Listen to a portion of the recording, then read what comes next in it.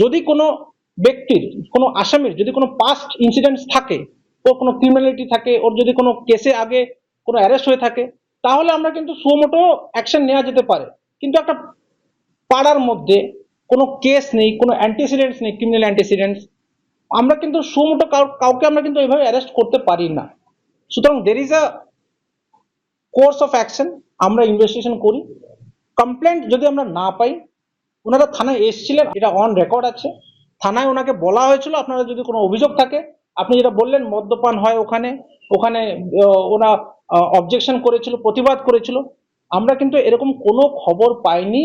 Sunday রাতের কথাই বলছি, ওনারা যদি এটাকে আমাদেরকে বলতো তো আমরা অবশ্যই অ্যাকশন নিতাম। পুলিশ পুরো ব্যাপারটাকে ধামাচাপা দেওয়ার চেষ্টা করছে, বুঝিয়ে বাজিয়ে লাশটা তুলে নিয়েছে। আসামি দুটো একটা তুলেছে, তুলে তাদের পাকার হাওয়ায় বসিয়ে ঠান্ডা পানি বিস্কিট খাওয়াচ্ছে। খুন করলো তারা কোন দলে? টিএমসি, যারা খুন করেছে তারা তারাও টিএমসি, আমরাও টিএমসি। আমাদের ভোট কম, ওদের ভোট বেশি বলে ওদের হয়ে মেম্বাররা সাপোর্ট করে এইগুলো করছে, সমস্ত জিনিসটাকে চাপা দেওয়ার চেষ্টা করছে। আসামি যেন শাস্তি পায়, এটা আমাদের আবেদন। পুলিশকে এর আগে জানিয়েছিলেন এই গন্ডগোল? পুলিশকে এই গন্ডগোলের পুলিশকে, এমএলএ প্রধানকে সবাইকে জানিয়েছি, কেউ কোনো স্টেপ নেয়নি। যার পরিপ্রেক্ষিতে এরা সামনে গিয়েছে তারা এদের মেরেছে। পুলিশ তো ওরা কন্ট্রোলে রেখেছে, আমরা যা বলছি পুলিশ কথা শুনছে না, তো কোনো স্টেপ নিচ্ছে না। যার জন্য ওরা পাওয়ার পেয়ে আজকের ঘরে এসে মেরে গেছে, আমাদের খুনটা করে গেছে। আর পুলিশের সামনেও হুমকি দিয়েছে যে আমরা 24 ঘন্টার মধ্যে লাশ ফেলবো, মার্ডার করব। এখানে আমি তৃণমূল কংগ্রেসের যুব সভাপতি। আমার পার্টি অফিস আছে এখানে একটা, ওরা করে আইএসএফ সিপিএম। ওরা আমাদেরকে এই এলাকায় সন্ত্রাস করে বেড়ায়, চুরি ডাকাতি রাহাজানি করে বেড়ায় এবং সবার কাছে করে নিয়েছে। মদ খেয়ে সন্ধ্যের পরে এখানে বহুত গালাগালি, অশৃঙ্খলা। কোনো মেয়ে রাস্তা দিয়ে, আমার এটা মোড়, এটা মোড়ের উপরে কোনো মেয়ে সন্ধ্যা 7টার পরে যেতে পারে না।